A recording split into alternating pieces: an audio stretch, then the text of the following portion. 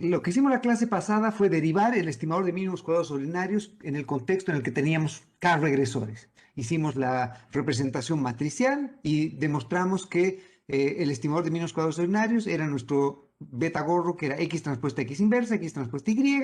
Discutimos algunas características del estimador beta gorro. Vimos que el beta gorro era tal que nos generaba un estimador que nos entregaba una función no lineal en X, pero lineal en Y, que el beta gorro era una variable aleatoria, porque dependía de X, que podía o no ser estocástico, pero que claramente dependía de Y, y como Y depende de U, y U era estocástico, Y es estocástico, y por lo tanto beta gorro también es estocástico, ¿no es cierto?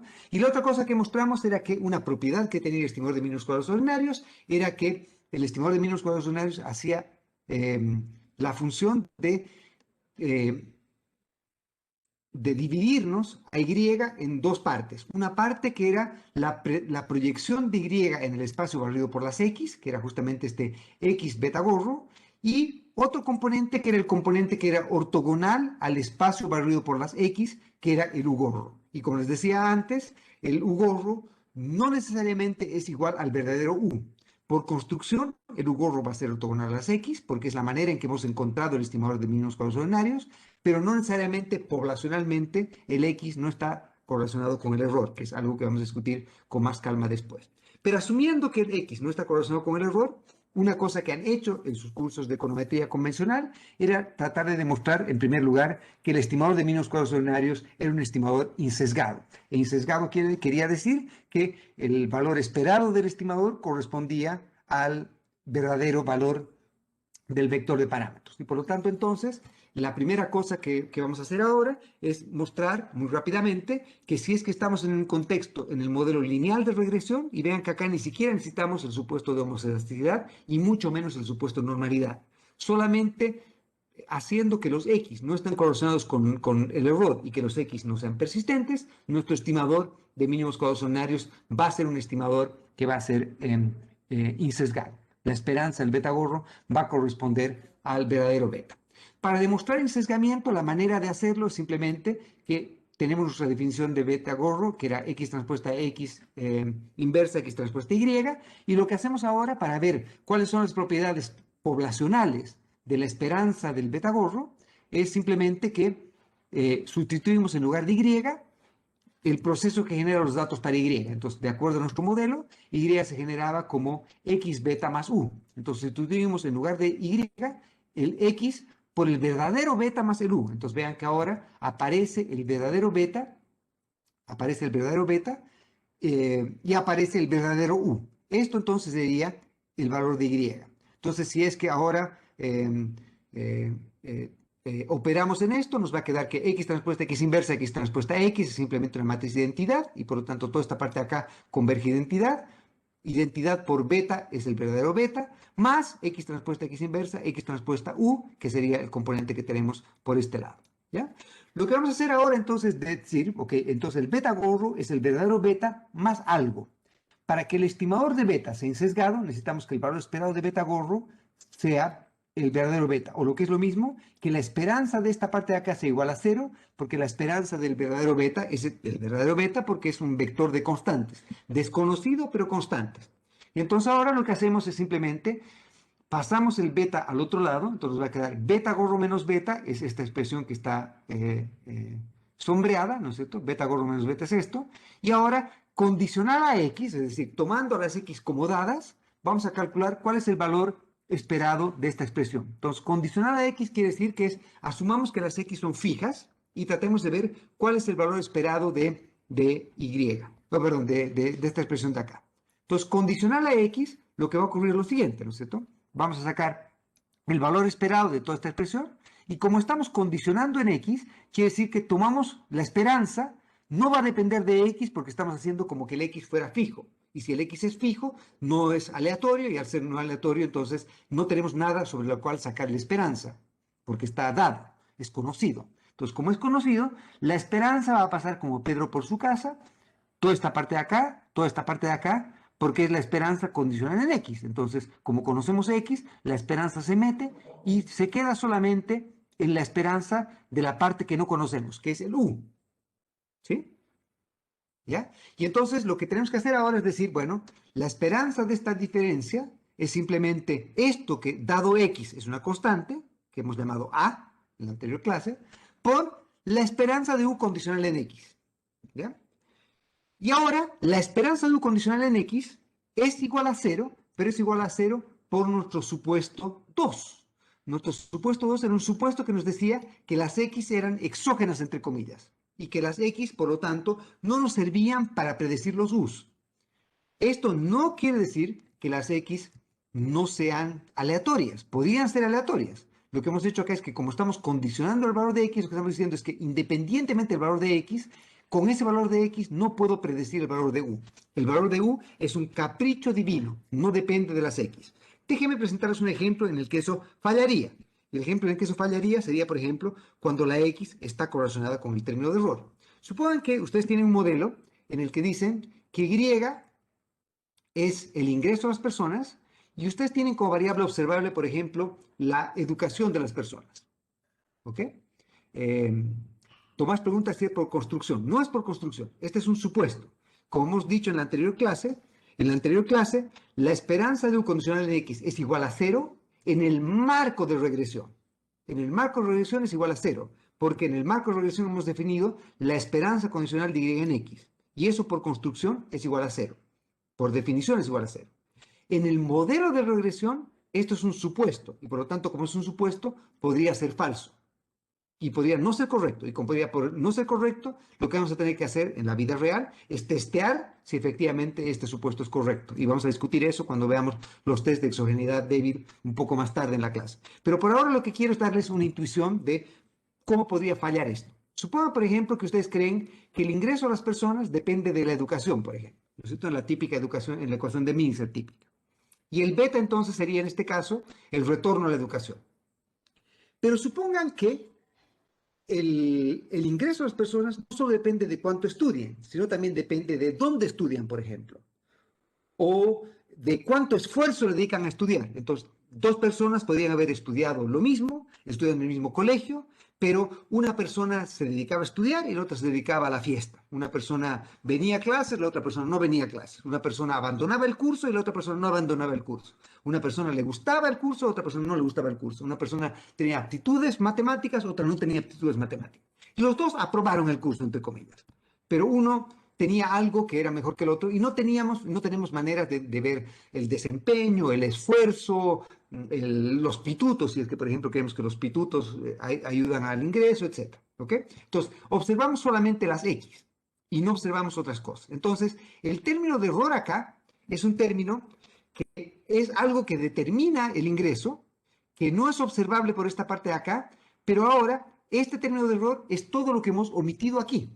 Y entonces, si por ejemplo, el esfuerzo, la educación, el esfuerzo, la inteligencia o no sé qué otras cosas, están correlacionadas con la instrucción, cosa que es obvia y probable, entonces lo que va a ocurrir es que, por ejemplo, personas que tienen más educación han estudiado más, en principio porque además les gustaba más estudiar o eran mejores estudiando o han tenido becas o lo que fuera y por lo tanto esas personas han tenido más educación, pero su ingreso se debe en parte a que tienen más educación, pero también en parte a que son personas que han tenido más esfuerzos, se han dedicado más o lo que fuera.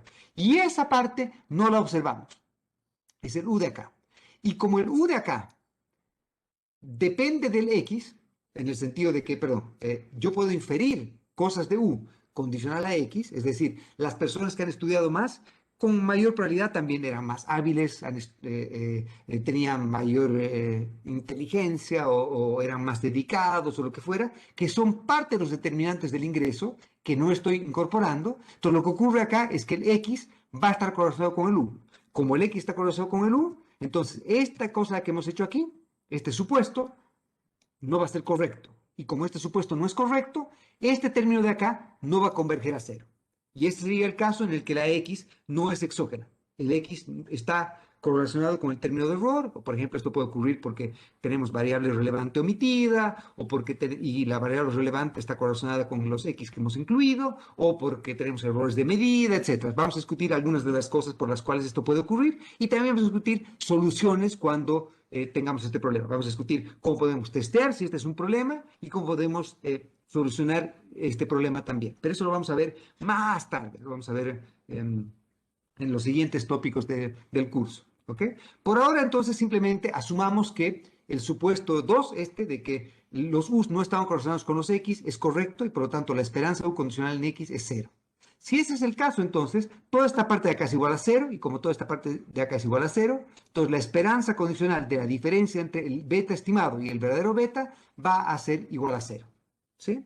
Y por lo tanto, si la esperanza condicional en x es igual a 0, utilizando ley de expectativas iteradas, les voy a pedir que si es que no están familiarizados con el concepto o el argumento, que traten de recapitularlo, le pidan a los ayudantes o lo conversen o vean si es que han entendido o sepan qué es ley de expectativas iteradas. Pero ley de expectativas iteradas nos dice que si yo condiciono en algo y obtengo un resultado, si yo no lo condiciono, o sea, saco la esperanza incondicional, la esperanza incondicional, en este caso la constante, va a ser la misma constante. Y por lo tanto, entonces, la esperanza incondicional de beta también va a ser igual a 0. Entonces, no solo condicionando al valor de x, sino también, aún en el caso en que los x sean estocásticos y tenga que sacar la esperanza incondicional también va a ser igual a beta, al verdadero beta. Entonces, la primera buena noticia que tenemos, y esta es una de las razones por las cuales seguramente el estimador de mínimos cuadrados ordinarios tiene tan buena publicidad, es que el estimador de beta es un estimador que es insesgado, porque el estimador de beta en esperanza es igual, la esperanza del estimador es igual al verdadero beta. Ahora, un punto que a mí me parece que lamentablemente, y esto probablemente lo han visto en sus cursos introductorios de econometría o de estadística, y lamentablemente yo creo que por un error, se enfatiza mucho el principio de insesgamiento.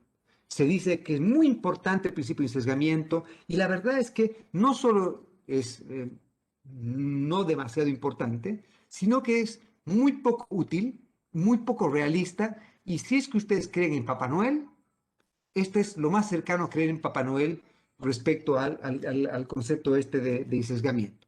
Déjenme contarles por qué yo no le tengo tanto cariño o no le doy tanta importancia al principio de sesgamiento. En primer lugar, porque gran parte de las veces vamos a movernos en contextos en los cuales el sesgamiento ni siquiera está en discusión.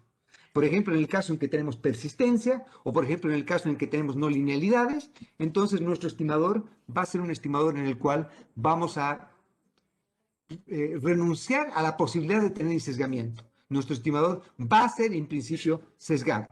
¿Ok?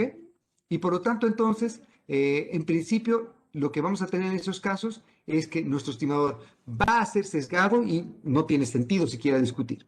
Aún en los contextos en los cuales el principio de sesgamiento funcione, yo creo que esta es una propiedad que es bastante poco realista y bastante inútil en la práctica. Déjenme decirles cómo interpreta o cómo debéis interpretar uno el principio de sesgamiento y por qué este principio no es útil. ¿Qué es lo que quiere decir que la esperanza de beta gorro sea igual a beta? Lo que esto quiere decir es que si que ustedes tuviesen la posibilidad de repetir infinitas veces para un tamaño de muestra dada el experimento de poder estimar los beta gorros, el promedio de esos estimadores sería igual al verdadero beta. Entonces, esto es como, no sé si ustedes conocen o han escuchado han visto la película, o las películas estas de Back to the Future, de Vuelta al Futuro. No sé si las vieron. Sí, bueno.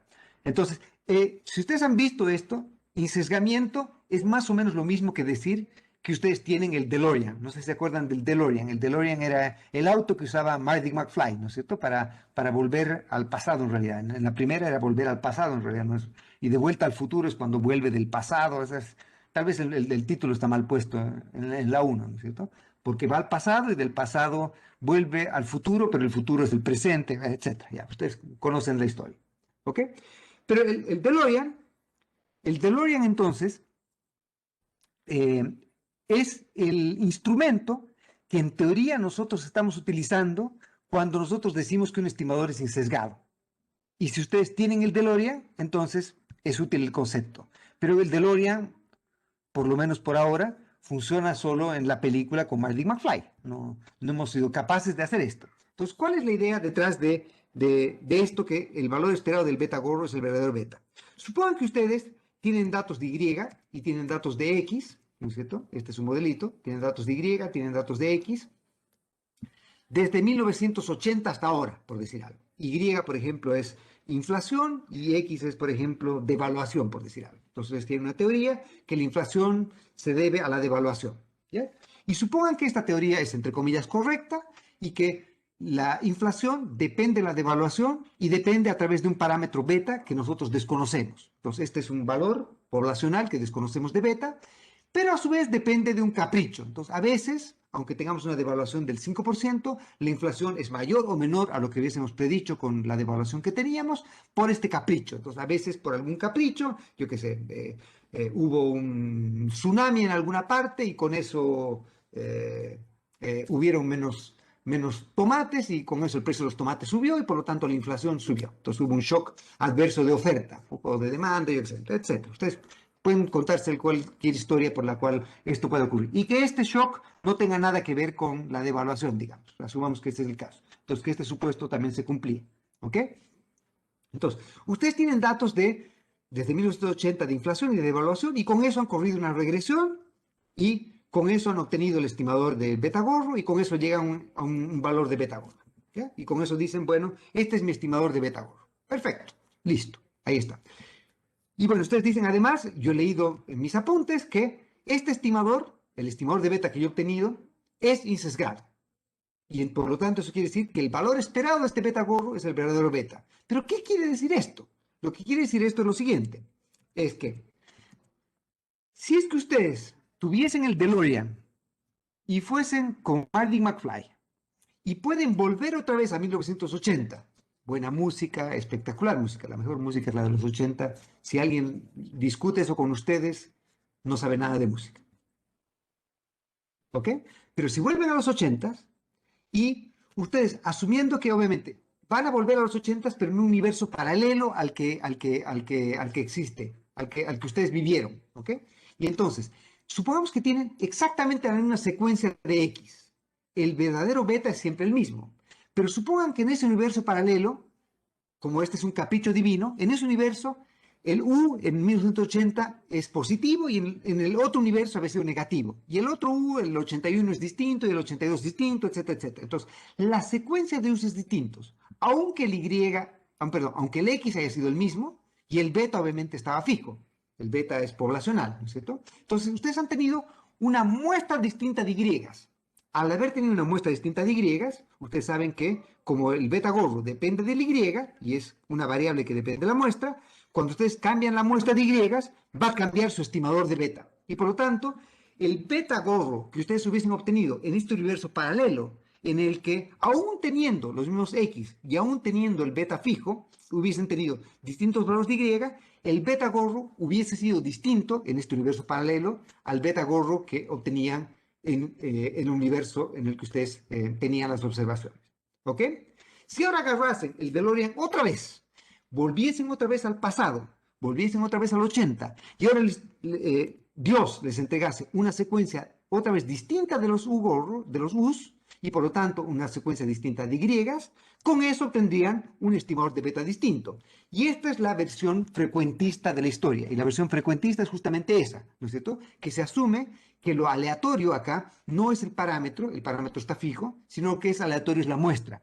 Y como la muestra es aleatoria y el estimador es aleatorio, lo que nos dice esta propiedad es que si ustedes tuviesen la chance de poder tener las llaves del DeLorean e infinitas veces volver al 80 y vivir otra vez de 1980 hasta el año 2021 con caprichos de Dios distintos y por lo tanto distintos estimadores de beta. Entonces, por ejemplo, yo que sé, van con el DeLorean 1000 veces y por lo tanto van a tener 1000 beta gorros distintos, ¿sí? El promedio de esos 1000 beta gorros va a ser cercano al verdadero beta. ¿Me están siguiendo? Eso es lo que nos dice esta propiedad. Nos dice, dado un tamaño de muestra fijo, si ustedes pudiesen repetir infinitas veces el procedimiento para el tamaño de muestra fijo, el promedio de estimadores que ustedes obtendrían convergería al verdadero valor. ¿Qué nos dice eso respecto al beta gorro específico que tienen para la muestra con la cual ustedes estimaron el beta, su beta gorro? ¿Nos dice algo? Nada, pues nos dice, si nosotros tuviésemos la chance de poder hacer algo que, entre paréntesis, no podemos hacer, si pudiésemos tener el DeLorean, que no tenemos, y pudiésemos infinitas veces volver al pasado e infinitas veces estimar, tener estimadores del beta gorro, de beta, con beta gorros, el promedio de esos beta gorros va a tender a ser igual al verdadero beta. Aplausos por esta propiedad, pero es una propiedad, si me preguntan, absolutamente inútil e irrealista.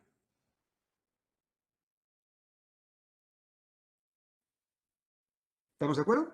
Por lo tanto, entonces, toda persona que les hable de sesgos y que digan lo importante del sesgo y sesgo y sesgo, es una persona que o no ha entendido la filosofía detrás del concepto o ha hecho un curso en pre-kinder o no lo ha hecho conmigo. Y está dándole poderes mágicos a algo que no lo tiene. Y como les decía, aunque lo tenga, por ejemplo, el estimador de beta gorro es insesgado, acabamos de demostrar que es insesgado bajo estas condiciones. Pero aún en ese caso, no es muy relevante en contextos más generales. En contextos más generales, insesgamiento ni siquiera vamos a poder determinarlo, no nos va a servir.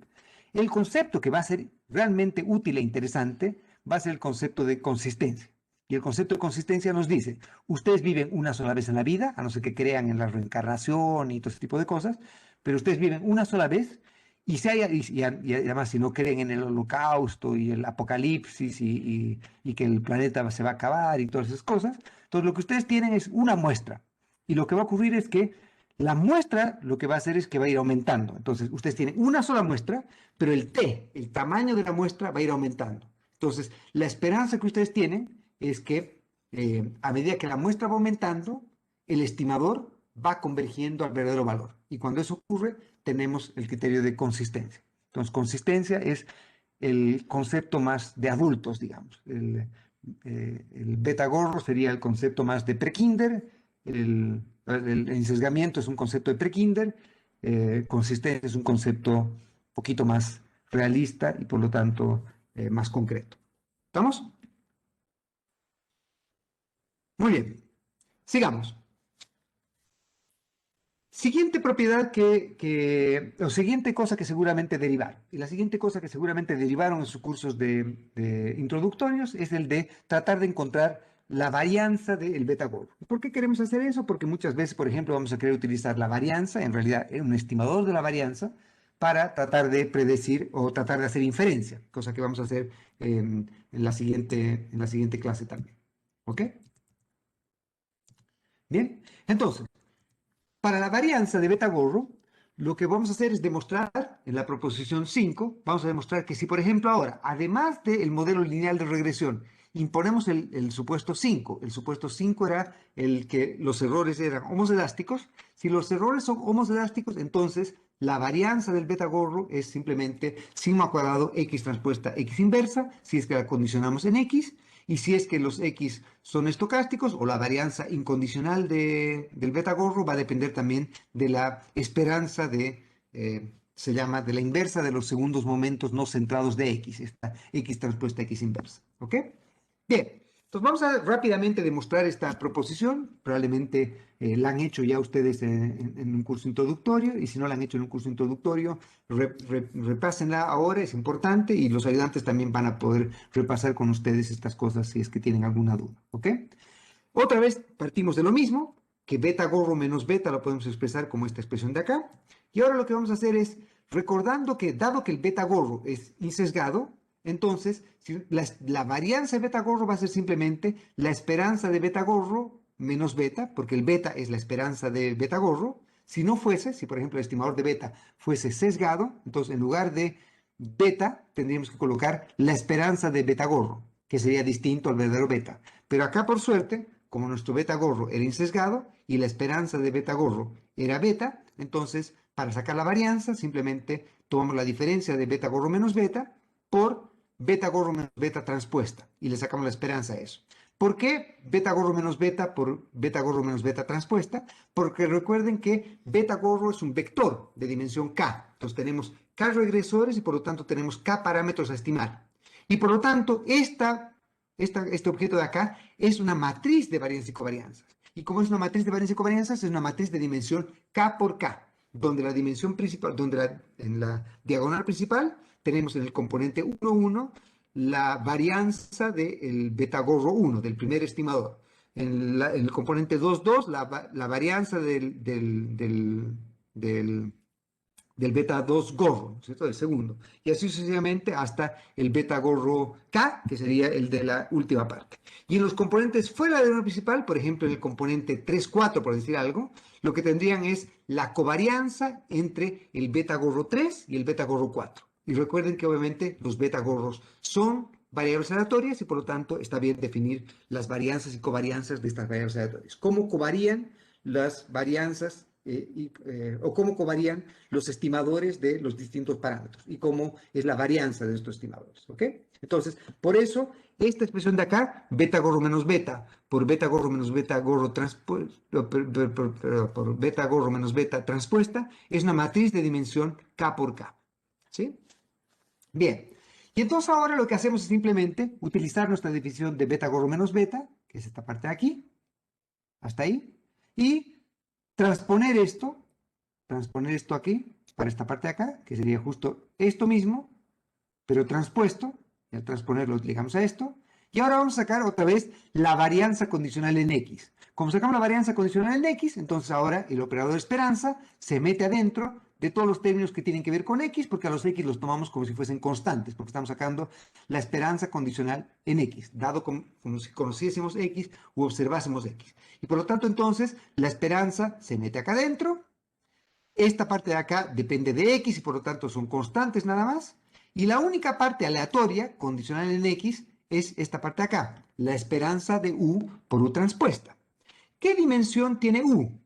U, hemos dicho que era el vector de shocks poblacionales, ¿no es cierto? Entonces, este U era el shock en 1980, 81, 82, 83, etcétera, hasta el shock en el año 2021, ¿no es cierto? Entonces, este U es de dimensión T por 1 porque tenemos una muestra de tamaño T. Entonces, acá está el shock de cada periodo, ¿sí? Estos son los U poblacionales. Entonces, si U es de dimensión T por 1, U por U transpuesta es esto por esto mismo, pero transpuesto. Y por lo tanto, U por U transpuesta tiene dimensión T por T. ¿Sí? T por T. Y por lo tanto, como tiene dimensión T por T, entonces esta es la esperanza de, perdón, U por U transpuesta de dimensión T por T, y lo que sabemos es que los U's son aleatorios, ¿no es cierto? Los U's son los caprichos de Dios. A Dios se le ocurrió en 1980, estaba de buen humor en este universo, nos tiró un U positivo y después despertó en el universo paralelo, estaba de mala onda y nos tiró un U negativo, etc. Y por lo tanto, entonces, este U tiene en promedio, el valor esperado de U es 0, la varianza de U es sigma cuadrado y la covarianza entre los U's es 0. Por lo tanto, la matriz de varianzas y covarianzas de los U's es sigma cuadrado de identidad. ¿Por qué sigma cuadrado de identidad? Porque en la diagrama principal tenemos que la varianza del shock 1, del shock de 1980, debiese ser sigma cuadrado. La varianza de la cual sale el shock 2 también sigma cuadrado, sigma cuadrado, sigma cuadrado, porque estamos asumiendo que los U's son homocedásticos, ¿no es cierto? Y a su vez, en nuestro modelo, estamos asumiendo que los U's no están correlacionados. Por lo tanto, la covarianza entre el shock 1 y el shock 2 es 0, la covarianza entre el shock 2 y el shock 3 es 0, etc. Y por lo tanto, entonces, la esperanza de U por U transpuesta condicional en X va a ser simplemente sigma cuadrado identidad de una matriz de identidad de dimensión T. Por lo tanto, me queda sigma cuadrado, que es un escalar, por lo tanto lo saco afuera, por identidad, que debería estar acá. ¿Sí? Pero identidad multiplicado por cualquier cosa es cualquier cosa. Y por lo tanto nos va a quedar que, por ejemplo, cuando yo multiplique identidad por esta expresión de acá, me va a quedar esta expresión de acá. Y por lo tanto, entonces, me va a quedar X transpuesta X inversa por X transpuesta y acá por X transpuesta X inversa. Pero X transpuesta X por X transpuesta X inversa es otra matriz de identidad. Y por lo tanto, cualquier cosa por entidad me da cualquier cosa. Y por lo tanto, entonces, asegúrense de haber entendido bien esta derivación. La matriz de varianza y covarianza del beta gorro simplemente es sigma cuadrado X transpuesta X inversa. ¿Están de acuerdo?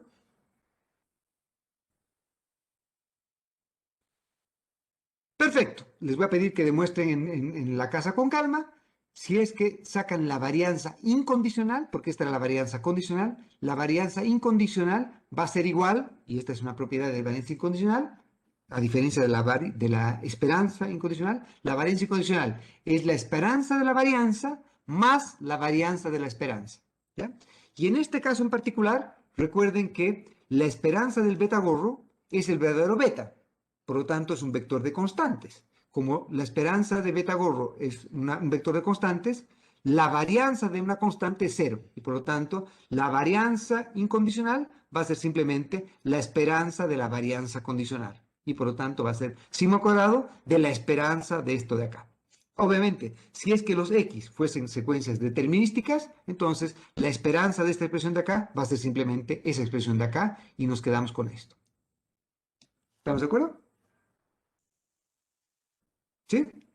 Bien, déjenme entonces ahora tratar de presentarles algunas propiedades interesantes o motivaciones de lo que acabamos de derivar. Entonces, acabamos de derivar que la varianza condicional de y en x es sigma cuadrado por x transpuesta x inversa. Entonces, ¿qué es lo que en principio intuitivamente nos describe esta matriz de varianza y covarianza? Como les decía, en la diagonal principal nos dice cuál es la varianza del primer estimador, del segundo, del tercero, del cuarto, hasta el estimador K, ¿no es cierto? Entonces, la diagonal principal nos dice la varianza. ¿Y qué nos dice en principio, intuitivamente, la varianza? Una varianza mayor nos dice que hay, en principio, mayor incertidumbre respecto a algo, ¿no es cierto?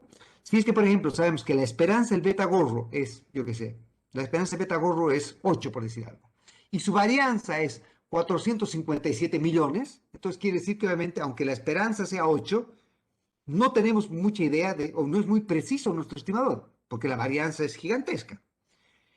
Y por el contrario, si es que la varianza es muy chica, quiere decir que nuestro estimador, que tenemos una idea bastante precisa de dónde está el verdadero beta. ¿Sí? Nuestro beta gorro está relativamente cerca de dónde está el verdadero beta porque la incertidumbre respecto a dónde está el verdadero beta es relativamente pequeña. Por lo tanto, entonces, podríamos utilizar la varianza de beta gorro para tratar de entender cuánto sabemos respecto a el valor poblacional de beta. Y hay tres cuestiones que son importantes de este resultado que acabamos de derivar.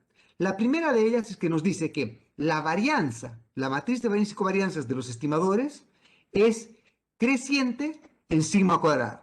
¿Y qué era sigma cuadrado? Sigma cuadrado era la varianza de los U's, la varianza del capricho de Dios, la varianza del shock no sistemático. Y esto es bastante intuitivo, ¿no es cierto? Lo que nos dice esto es que si es que nosotros tuviésemos que, por ejemplo, los U's tienen una varianza muy chica, muy pequeña, quiere decir entonces que el movimiento de Y se debe fundamentalmente a esta parte de acá y muy poco a esta parte de acá, porque los U's varían muy poco. Los U's son muy poco locos, entre comillas.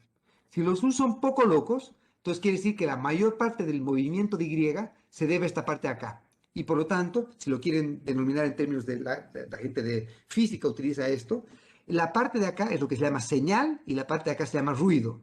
Entonces, el Y es función de señal más ruido, o en econometría diríamos del componente sistemático y el componente no sistemático.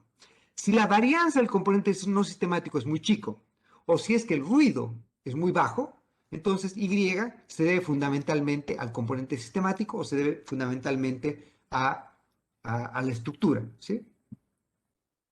A la señal, si la quieren ver desde ese punto. Y por lo tanto, entonces, nuestro estimador de beta va a tender a ser más preciso cuanto más chico es este componente, porque sabemos que Y se mueve fundamentalmente por esto de acá. Entonces, cuando la volatilidad del shock sea mucho más grande, va a ser más difícil poder distinguir cuánto del movimiento de Y se debe al componente sistemático y cuánto al componente idiosincrático. Pero si es que la volatilidad de Y es relativamente pequeña, vamos a tener mayor precisión para identificar el componente sistemático y por lo tanto menor va a ser la varianza de los beta gorros. ¿Sí? Entonces, la volatilidad de beta gorro es inversamente proporcional a la volatilidad del componente no sistemático, del capricho divino o de los U's.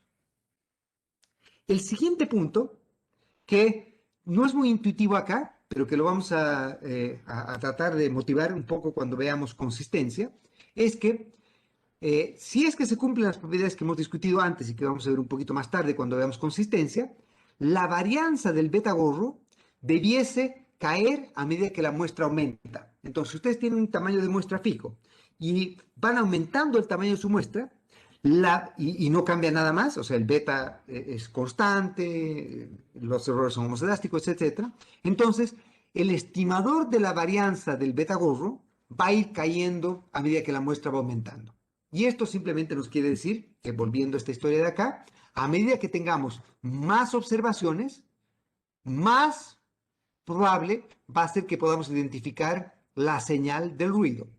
Y por lo tanto, más probable va a poder ser saber cómo Y cambia con X y por lo tanto, más fácil va a ser identificar dónde está el verdadero beta. Por lo tanto, la volatilidad del predictor del estimador de beta va cayendo a medida que la muestra va aumentando. Esta propiedad la vamos a discutir más tarde y vamos a mostrar que, por ejemplo, si la muestra se va haciendo arbitrariamente grande, bajo ciertas condiciones, este estimador de la varianza o esta varianza del estimador de beta gorro va a converger a cero. Es decir, que la varianza va a tender a cero o lo que es lo mismo, el estimador va a converger al verdadero valor. Y vamos a llamar a eso convergencia media cuadrada. Y va a ser una de las propiedades de consistencia que vamos a demostrar más tarde, que es justamente lo que les decía antes, que a medida que la muestra aumenta, nuestro estimador debiese ir convergiendo al verdadero valor de beta y la varianza del estimador debiese ser cada vez más chica a medida que la muestra se va haciendo más grande. Y el último punto, que también es importante de enfatizar, es que, aunque parecería ser no tan intuitivo acá, es que la volatilidad de los X nos va a afectar va a ser inversamente proporcional a la volatilidad del estimador, del beta. Si es que los X son poco volátiles, la varianza del beta gorro va a ser mayor. A medida que los X sean más volátiles, la varianza del beta gorro va a ser menor. Esto parecería ser un poco contraintuitivo, pero no debería serlo. La idea es básicamente la siguiente. Como lo que yo quiero otra vez es tratar de identificar la relación que Y tiene con X, ¿sí? Lo que me gustaría es que los X se muevan mucho, para que cuando los X se muevan mucho, dado que el beta está fijo, yo pueda con esto poder identificar con más chance cuánto del movimiento de Y se debe a esta parte de acá. Si los X se mueven relativamente poco, si los X no fluctúan mucho, entonces es lo mismo que decir que la varianza relativa de esta parte de acá, del componente sistemático, es relativamente baja comparada con la varianza de acá. Si es que los X se mueven mucho, comparado con esta parte de acá, entonces el movimiento en la señal va a afectar mucho a el Y. Y por lo tanto, los movimientos de Y van a deberse fundamentalmente a movimientos en el componente sistemático y por lo tanto, más fácil va a poder ser identificar el componente sistemático. Más precisión voy a tener la identificación del beta. Entonces, a diferencia de lo que intuitivamente parecería ser, y esto lo que nos está diciendo es eso, vean que acá X transpuesta a X es como la matriz de segundos momentos no centrada de X.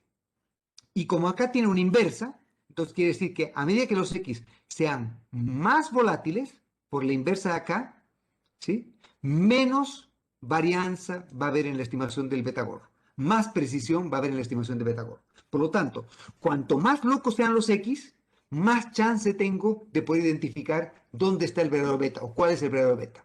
Cuanto menos volátiles sean los X, cuanto menos se muevan los X, menos chance tengo de poder identificar dónde está el verdadero beta. Por lo tanto, entonces, nos gustaría muy poca locura en la parte del ruido y mucha locura en la parte de la señal para poder identificar mejor o con mayor precisión el beta. Obviamente, el estimador de beta. Obviamente esto es algo que nos gustaría hacer. En la vida real las cosas son como son. Nuestros X pueden ser más o menos volátiles. Y por lo tanto, si tenemos la suerte de que nuestros regresores son fuertemente volátiles, eso nos va a ayudar a identificar mejor el componente sistemático. Si tenemos la mala suerte de que el componente no sistemático es fuertemente volátil, bueno, vamos a tener menor precisión. Eso es un hecho de la causa. Y quejarse por un hecho de la causa no es muy constructivo. ¿Estamos de acuerdo? ¿Todos de acuerdo? Todo claro, profe. Excelente. Muy bien. Vamos ahora con la segunda parte que les han dicho probablemente en sus cursos de introductorios también, que es derivar ahora los momentos de el otro parámetro que podríamos estar interesados en estimar. En este caso es no conocemos, no observamos los U's y al no observar los U's no podemos conocer el beta y tenemos que estimarlo y con eso tenemos el beta gorro, pero a su vez hemos dicho que podríamos estimar o tener un estimador de la varianza de los U's, ¿sí? Y eso es lo que llamamos el sigma gorro cuadrado. Como hemos visto en la última clase, el U gorro, que era nuestro predictor del comportamiento de los U's, no es el verdadero U, pero es nuestro predictor del patrón o el comportamiento de los U's, va a ser simplemente M veces Y, donde M era identidad menos P, donde P era la matriz de proyección que ya derivamos la anterior clase. ¿Ok? Se puede demostrar, háganlo en la casa con calma, se puede demostrar que el U gorro, una vez que ustedes definan Y como X beta más U, se puede demostrar que el U gorro lo puedo también expresar como M veces U. ¿Ya? Y sabemos que el sigma gorro cuadrado es simplemente 1 sobre T, o sea, 1 sobre el tamaño de la muestra, de la suma de cuadrados de los errores gorro, ¿no es cierto? Que lo podemos expresar en términos vectoriales como U gorro transpuesta a U gorro. ¿Sí?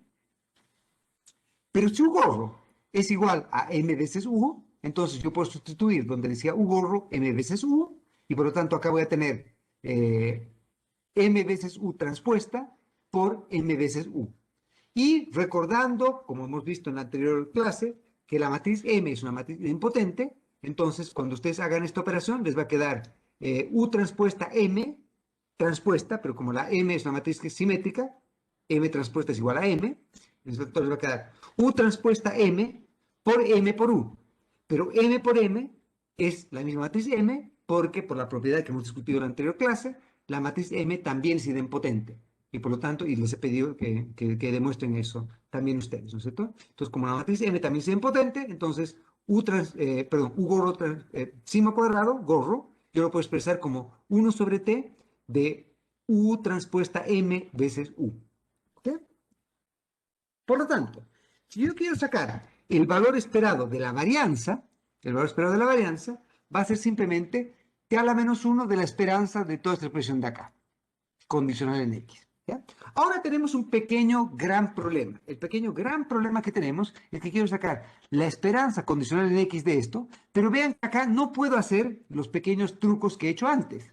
El pequeño truco que he hecho antes, por ejemplo, la esperanza, como estaba condicionando en X, le he metido adentro y he ignorado toda esta primera parte de acá porque dependía toda de X, ¿no es cierto?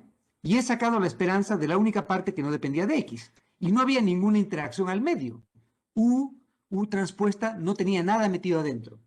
¿De acuerdo? Y por eso es que he podido simplemente aislar esta parte de acá condicional en X. Lamentablemente acá no puedo hacer eso. ¿Por qué?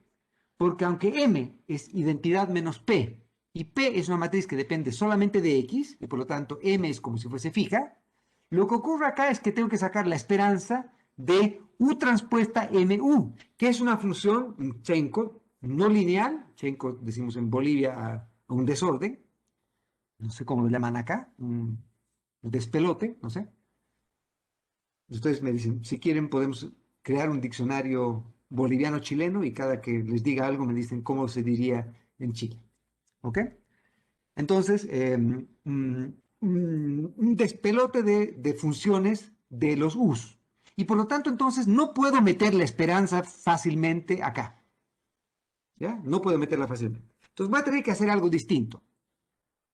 Y este algo distinto que voy a tener que hacer es una de las primeras cosas que es importante que recuerden y que dominen, porque esta propiedad la vamos a utilizar muchas veces durante el curso para demostrar muchas cosas. ¿Ok? Entonces, ustedes en estos cursos que consideraban inútiles, y acá vamos a ver que no era una pérdida de tiempo, que en realidad tenían alguna utilidad, y la utilidad es que nos van a servir para poder derivar cosas que necesitamos saber cuando hacemos econometría, es que, si recuerdan en su curso de matrices, en su curso de matrices les han dicho que la traza de una matriz era igual a la suma de la diagonal principal de la matriz. ¿Se acuerdan? Bien. Entonces ahora, voy a pedirles por un minuto que me digan qué dimensión tiene esta expresión de acá. Quiero que traten de pensar un minuto qué dimensión tiene esta expresión de acá. ¿Qué dimensión tenía U? ¿Qué dimensión tenía U?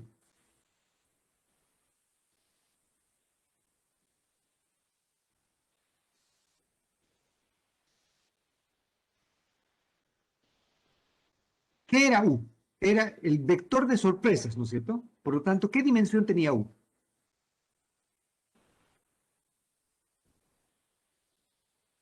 No, no es K más 1 por N, no, no. ¿Qué era K? K era el número de parámetros a estimar, de regresores. Por lo tanto, K por 1 es la dimensión de beta o de beta gorro. ¿Sí?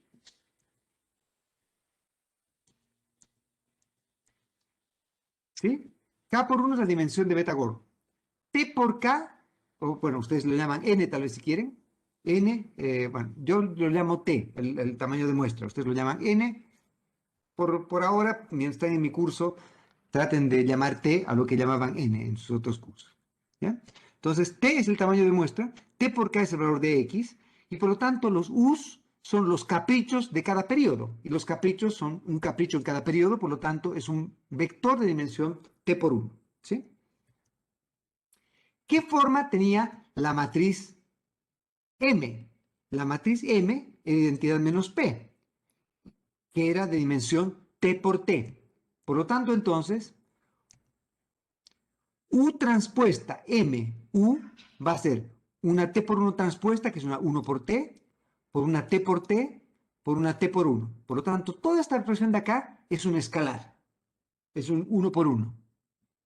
¿Todos de acuerdo? Y esto debiese ser como obvio para ustedes, porque sigma cuadrado y sigma cuadrado gorro es un escalar, ¿no es cierto? Es la varianza de los shocks, es un número. Por lo tanto, entonces, este es un número. Por lo tanto, pregunta 1 como obvia.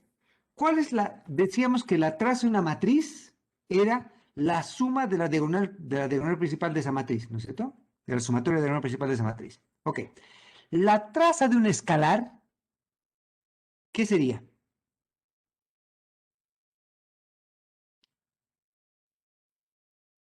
Si la matriz es en realidad un número, ¿la traza del número qué es?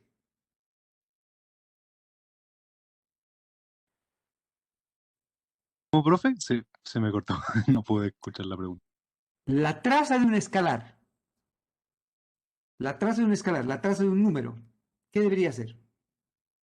Hemos dicho que la Solo un traza de número, una po. el número, el mismo número, ¿no es cierto? Porque si la matriz es una matriz uno por uno, la diagonal principal es el mismo número. Y la suma de ese número es ese número nomás. Entonces, la traza de un escalar es un escalar. Por lo tanto, si yo les digo que saquen t a la menos 1 de la esperanza de un escalar, ustedes me podrían decir, bueno, yo también podría sacar t a la menos 1 de la traza de esto. ¿Por qué? Porque la traza de un número es el mismo número. ¿Estamos de acuerdo?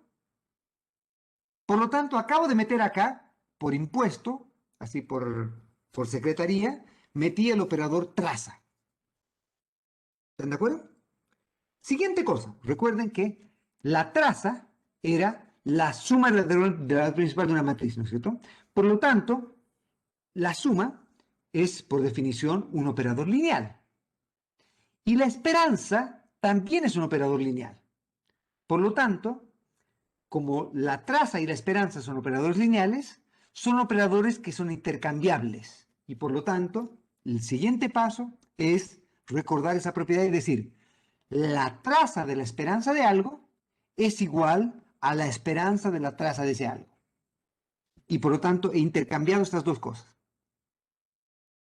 ¿Sí?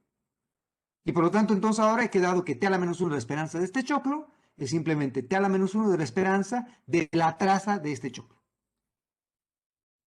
¿Ok? Y ahora volvemos a desempolvar nuestros libros de álgebra lineal y recordamos propiedades de la traza. Supongan que yo tengo el producto de dos matrices, A por B, y quiero sacar la traza de A por B. Una propiedad de la traza es que la traza de A por B es igual a la traza de B por A. ¿Sí? Entonces, la traza de A por B es igual a la traza de B por A. Por lo tanto, entonces ahora yo quiero sacar la traza de esta cosa de acá. Y voy a llamar A U transpuesta y voy a llamar B a M veces U. Y entonces sé que la traza de A por B es igual a la traza de B por A. Perdón, de B por A. ¿Están de acuerdo? ¿Sí? ¿Estamos de acuerdo? ¿Ya? Y ahora va a venir el siguiente paso. Hay algunos pasos que me he saltado acá, que les estoy diciendo a ustedes, pero que es importante que se aseguren de dominar los pasos hasta ahora. ¿Ok? Entonces, hasta ahora todo está muy bonito. Vean qué es lo lindo que he hecho hasta ahora. Vean que yo quería sacar la esperanza de algo que tenía a los u's que son estocásticos a este lado, m estaba metido al medio y u estaba también al final. Entonces tenía como un sándwich, ¿no es cierto? Acá tengo la parte del pan, y acá tienen su hot dog, acá tienen su salchicha al medio, ¿no es cierto? Entonces lo que quieren hacer ahora es encontrar una manera de poder aplicar el operador esperanza donde la parte que tiene que ver con m no interactúe con la parte que tiene que ver con los u's. Y acá hemos encontrado una manera de hacerlo, porque vean que yo ahora tengo la traza de algo que depende solamente de x y algo que depende solamente de u. ¿Están conmigo? Bien. Y ahora voy a hacer un paso que no está acá, ¿ya? Y que está obviamente para que, bueno, que ustedes lo deberían derivar, pero lo vamos a derivar juntos ahora. Voy a volver a aplicar la vieja propiedad que he aplicado en el paso anterior, en el paso 2, en el de, perdón, el paso 3, en el de la traza de, la esperanza de la traza es igual a la traza de la esperanza, o la traza de la esperanza es igual a la traza de la esperanza de la traza, que son intercambiables. Entonces lo que voy a hacer ahora es que la traza se va a volver afuera, y la esperanza se va a meter adentro. Entonces ahora, la traza está afuera y me va a quedar la esperanza de todo este término de acá, condicional en X. ¿Estamos de acuerdo? ¿Hasta ahí? Pero ahora, la esperanza de todo este término condicional en X es tal que he hecho que la parte que depende de X esté adelante y la parte que depende de U está toda afuera. Por lo tanto, como la parte que depende de X está adelante, la esperanza se puede meter adentro ahora. Porque todo esto lo observo y voy a tener que sacar simplemente la esperanza de esta última parte, la esperanza de U por U transpuesta condicional en X. Y la esperanza de U por U transpuesta, como ya hemos visto antes, es simplemente sigma cuadrado identidad. Esta parte la hemos visto acá, ¿no es cierto? Es sigma cuadrado identidad. Por lo tanto, sigma cuadrado está aquí y me quedaría m veces identidad. Y ya he sacado la esperanza, entonces va a quedar la traza de m veces identidad. ¿Estamos todos de acuerdo? ¿Hay alguien que se haya perdido acá? Bien, como nadie se ha perdido acá, m veces identidad es simplemente m, porque m multiplicado por identidad es simplemente m, ¿no es cierto? Cualquier cosa multiplicada por identidad es cualquier cosa. Y por lo tanto, entonces, como ya la esperanza la he aplicado en esta parte de acá y me quedaba solamente la traza, el sigma cuadrado en escalar que salía, me queda la traza de m, nada más. ¿De acuerdo? Y ahora tengo que sacar la traza de m. ¿Cómo saco la traza de m? Otra vez nuestro curso de álgebra lineal sale al rescate y nos dice que la traza de una matriz es no solo la suma de la diagonal principal de la matriz, sino que también la traza de una matriz es igual a la suma de los valores propios de esa matriz o de los eigenvalues de esa matriz. ¿Sí? Repasen esto. Le he pedido a los ayudantes que también los ayuden a repasar la parte de álgebra lineal y matricial. Si es que no lo han hecho y tienen dudas, consulten a los ayudantes también. Por lo tanto, la traza de la matriz M es igual a la suma de los eigenvalues de la matriz M. Pero nuestra proposición 3 nos decía que nuestra matriz M es tal que tiene T menos K eigenvalues o valores propios iguales a 1 y K valores propios iguales a 0. Por lo tanto, sabemos que los eigenvalues de la matriz M son T menos K unos y K ceros.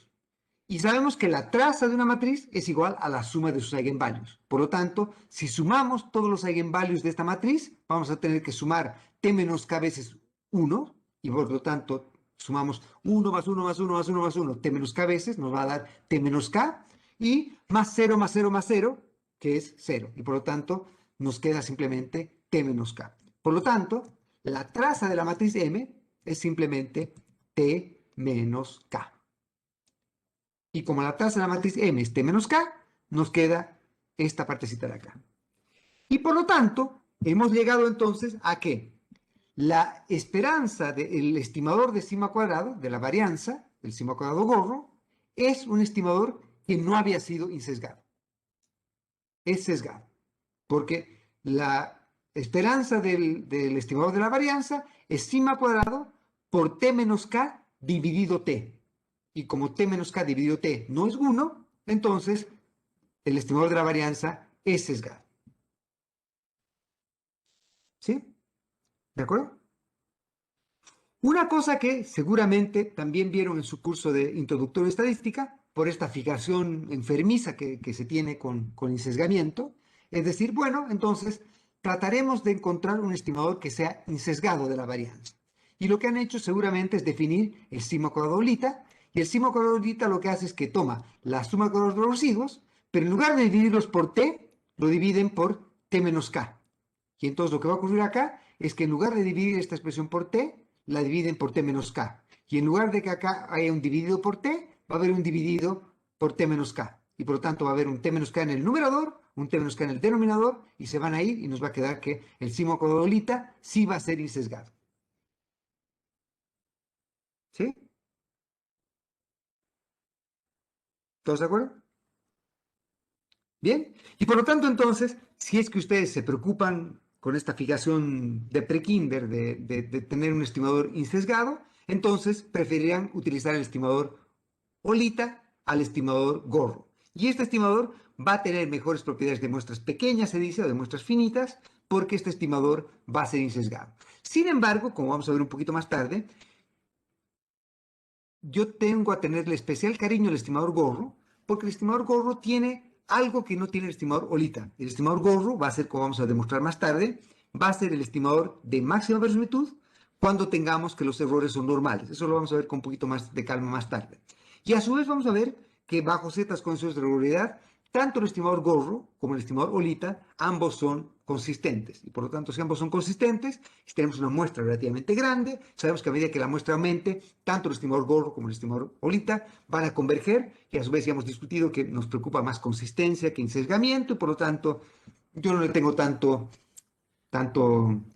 prejuicio a mantener el estimador de la varianza como el estimador Gorro al estimador Olita. ¿Ok? Les voy a pedir que traten, no es trivial hacer esto, pero les voy a pedir que traten de demostrar la proposición 7. ¿Ya? Y la proposición 7 nos dice que si es que además de que tengamos homocetasticidad, los errores son normales, entonces traten de demostrar que la varianza del estimador de la varianza de los U's adopta esta forma. No es trivial, como les digo, pero tampoco es tan terrible. Entonces, si además tienen el supuesto de que los U's son normales, cosa que no hemos necesitado hasta ahora, ¿sí? La varianza del estimador de la varianza, valga la redundancia, es esta expresión de acá. ¿Ok? Bien, déjenme entonces ahora simplemente terminar con 2 puntos y dejamos la clase en esto. El primer punto que quiero que enfaticemos es que, con la excepción de esta última proposición que acabamos de hacer, en la que por secretaría hemos metido el supuesto normalidad, normalidad es algo que no se requiere para derivar ninguna de las propiedades que hemos derivado antes. El estimador de mínimos cuadrados ordinarios va a seguir siendo insesgado y también va a seguir siendo consistente, aunque nosotros tengamos desvíos de normalidad. De hecho, también va a ser consistente, aunque tengamos algún tipo de desvío, por ejemplo, como heterozasticidad, el estimador también va a ser consistente. Por lo tanto, esto que nos han dicho en nuestros cursos introductorios de lo importante que era la normalidad de los errores, lo importante que somos elasticidad, en realidad nos han tomado el pelo o nos han vendido un auto usado, ¿no? Eso en realidad no es crucial. Normalidad no es algo que requiramos y no es algo que en la práctica muchas veces observamos. En la realidad, desvíos de normalidad son muy frecuentes y por lo tanto tenemos la suerte de que nuestra teoría es robusta, que si hay desvíos de normalidad, de todos nuestro estimador sigue siendo insesgado bajo ciertas condiciones, sigue siendo consistente bajo ciertas condiciones y la matriz de varianza y covarianza sigue siendo la misma que hemos discutido antes. ¿Ok? Bien, y como les decía antes, que obviamente el estimador gorro, pese a ser insesgado, este estimador tiene ciertas condiciones que puede que lo hagan todavía un estimador que nos interese desde algún punto, como vamos a ver un poquito más tarde cuando veamos máxima verosimilitud. ¿Ok? Háganme recuerdo o recuerden este punto cuando volvamos a máxima verosimilitud. Bien, y un punto adicional es que obviamente cuando hemos derivado la varianza del beta gorro, la varianza del beta gorro hemos dicho que depende del sigma cuadrado, pero el sigma cuadrado es la varianza de los u's y la varianza de los u's no la conocemos. Por lo tanto, lo que hacemos en la práctica, en la vida real, es no tener la varianza del beta gorro, sino un estimador de la varianza del beta gorro. Entonces le coloco un gorrito acá para que se entienda que es el estimador de la varianza de beta gorro. Y para el estimador de la varianza beta gorro, lo que hacemos es reemplazamos en lugar del sigma cuadrado, ya sea el sigma cuadrado bolita, si queremos la variante insesgada, o el sigma cuadrado gorro, si queremos la variante de máxima amplitud, que también es consistente. Entonces, cualquiera de estos dos nos va a entregar estimadores consistentes de la matriz de varianzas y covarianzas del beta gorro. Bien. Ok. Un último punto en los últimos 2 minutos que nos quedan, y les voy a pedir que nos quedemos tal vez un minutito extra si es que se puede para compensar los minutos que hemos perdido en las presentaciones. Entonces, vamos a cerrar este tópico con este teorema. Y este teorema probablemente, dígame si es que no es correcto, mándenme un no en el chat. Si es que es correcto, no digan nada. ¿Ya? Probablemente lo que han hecho en su curso introductorio también es demostrar o utilizar o derivar o decir lo importante, o lo bonito, lo divertido, lo interesante que era el estimador de mínimos cuadrados ordinarios, porque el estimador de mínimos cuadrados ordinarios era el mejor estimador lineal insesgado, ¿sí? Que ustedes probablemente lo llamaban el MELI, ¿no es cierto? En inglés, y yo me gusta más ese término porque se ve bonito, en inglés se dice el estimador es blue, y blue viene por best, por mejor, L por linear, U por unbiased y la E por estimator, ¿no es cierto? Entonces sería best linear unbiased estimator, el mejor estimador lineal insesgado, y la gracia es que además blue es azul, ¿no es cierto? En inglés. Entonces tiene esta cosa bonita, es decir, el estimador de mínimos cuadrados ordinarios es azul. Y si les gusta el azul, sobre todo el azul claro, llamémoslo celeste, es el mejor equipo de Bolivia y Sudamérica, Bolívar, y el mejor equipo de Europa, Manchester City. No hay discusión al respecto, eso se ha demostrado científicamente, no necesito que... Esto no es cuestión debatible, ¿no es cierto? Entonces sabemos que celeste es el mejor color, y el que quiera celeste que le cueste, etc. Por lo tanto, le tenemos cariño solamente por la tonalidad de celeste a este teorema. Pero solo por eso deberíamos tenerle, cariño. Esto no es debatible, muchachos. Esto podría entrar en un examen, por si acaso. Bien. Ok. Entonces, vamos con la demostración de esto. Entonces, lo que ustedes seguramente han visto es esto, ¿no es cierto? Tal vez han visto la demostración de este teorema y tal vez les han contado la historia esta de lo crucial y lo importante que es este teorema. Y como vamos a mostrar es que este teorema hace agua por todas partes y que en realidad tiene algunas cosas que le hacen divertido, interesante y útil, pero que en realidad en la vida real este teorema. Es inútil por muchas cosas. ¿Ok? Entonces partamos por tratar de derivar el teorema este. Y este teorema también se llama el teorema de Gauss-Markov, ¿ya? El teorema de demostrar que el estimador OLS es el mejor estimador lineal y sesgado, dado el supuesto que los U's no están correlacionados con los X. ¿Sí? ¿Ok? Y obviamente también que hay homoselasticidad. ¿Ya?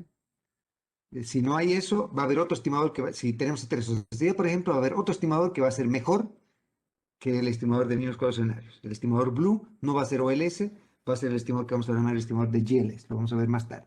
¿Ok? Entonces, una cosa que hemos visto es que el beta gorro es simplemente A veces Y. Entonces, vamos a tratar de hacer vamos a tratar de separar parte por parte lo que este teorema nos dice, ¿no es cierto? Entonces, partamos por lo que nos dice este teorema. Este teorema nos dice, miren, este estimador, el estimador OLS, es el mejor, y mejor en el sentido de que va a tener el menor error medio cuadrático, ¿ya? Eso es lo que definimos como mejor. Pero hay un pequeño detalle, es como decir, mira, eh, dentro de todas las personas yo qué sé, del planeta Tierra, este es, yo qué sé, el mejor, si les gusta la MMA, este es el mejor peleador de MMA en este peso, por decir algo. Este es el mejor peleador de MMA. Pero en realidad voy a definir mejor peleador como aquel que está en este peso. Entonces ya he impuesto una restricción. Puede ser que alguien en un peso distinto le saque la mugre a este otro luchador, pero he definido que mi búsqueda va a estar restringida solamente a este peso. Y no solamente en este peso, sino, por ejemplo, va a estar restringido a aquellos que viven en este país. Y no solo en este país, sino en este barrio. Y no solo en este barrio, sino en esta cuadra, y así sucesivamente. Entonces, si es que yo defino mejor desde un punto de vista general, pero yo voy restringiendo la área de búsqueda, puede ser que en realidad haya alguien que es mejor en mi concepción original, pero que no satisfaga algunas condiciones que he pedido para evaluar dentro de estos candidatos. Entonces, lo que estoy diciendo acá es, voy a hacer un concurso entre los estimadores, pero no puede entrar a este concurso cualquier estimador. Tiene que cumplir ciertas condiciones para poder entrar al concurso. Entonces, la primera propiedad que le voy a pedir para que un estimador pueda entrar al concurso es que el estimador sea lineal. ¿Y lineal en quién? En Y. Entonces, ustedes preséntenme cualquier estimador, que puede ser no lineal, lo que ustedes quieran, pero el estimador tiene que ser lineal en Y. Si el estimador es lineal en Y, entonces le ponemos un sellito en su mano y le decimos, adelante señor, pase, usted puede entrar a la competencia. Entonces, sabemos que el estimador OLS es obviamente lineal en Y. Si usted no es lineal en X, ¿no es cierto? Esta matriz A es una matriz que es muy lineal en X, pero es lineal en Y. Y por lo tanto, entonces, pasa la primera condición para entrar a nuestro concurso. ¿Ok? Entonces, y si quieres un concurso de belleza, entonces decimos, solo puede concursar a quienes tienen, yo qué sé, entre 1,65 m y 1,72 m de altura. Entonces puede haber una persona alguien creyese que es más, que hubiese una mejor Miss, lo que fuera, pero no va a poder ser porque la estamos colocando en esta cosa. Y para el concurso lo que ustedes quieran. Entonces, hemos restringido quiénes pueden entrar al concurso ahí. ¿Ok? Entonces, tienen que ser un estimador que sea lineal. La primera propiedad para poder entrar al concurso. La segunda propiedad para poder entrar al concurso es que tiene que ser un estimador insesgado. Y para que sea insesgado, entonces no podemos utilizar cualquier estimador, sino que tiene que ser uno que sea insesgado. Entonces, lo que voy a hacer acá es hacer competir al estimador OLS, el beta gorro, con otro estimador que es lineal en Y, porque para poder participar en la conversación tiene que ser lineal en Y.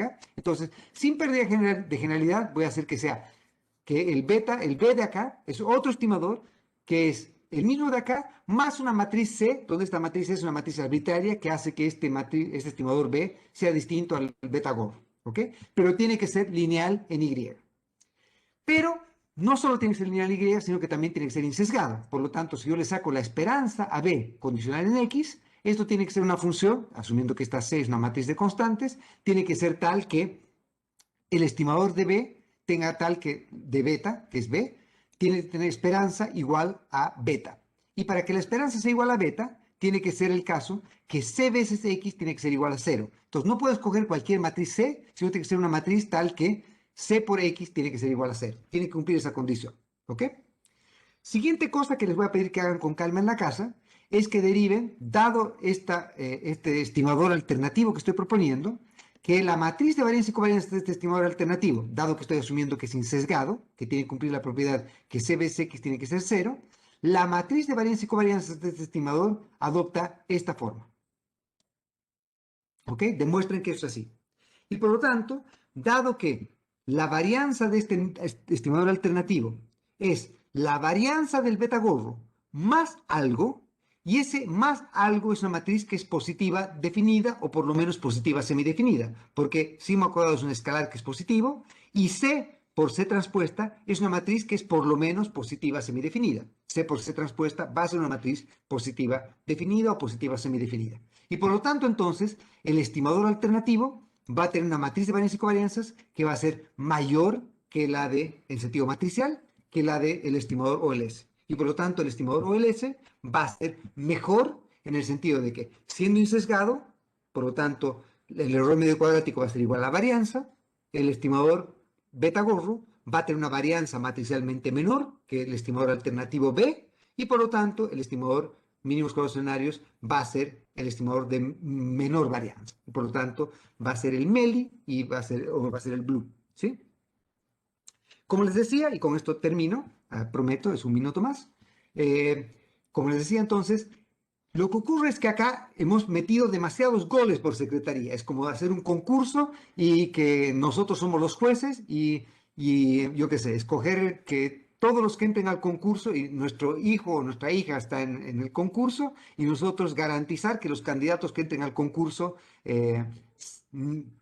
sean peores, entre comillas, que nuestro hijo. Entonces ahí después decimos, bueno, escojan entre ellos, yo como soy el padre, salgo de juez, yo no soy el juez, escojan entre ellos. Pero como ya he decidido la población sobre la cual hacer la elección, y yo ya he escogido a propósito entre aquellos en los cuales la elección va a ser restringida, entonces claramente el mejor estimador va a ser a priori el que yo he escogido antes. Entonces lo que ocurre acá es que no digo que sea exactamente eso, pero sí hay algo de eso. ¿Por qué? Porque hemos definido como mejor dentro de una clase de estimadores, aquellos que son lineales en Y y aquellos que son insesgados.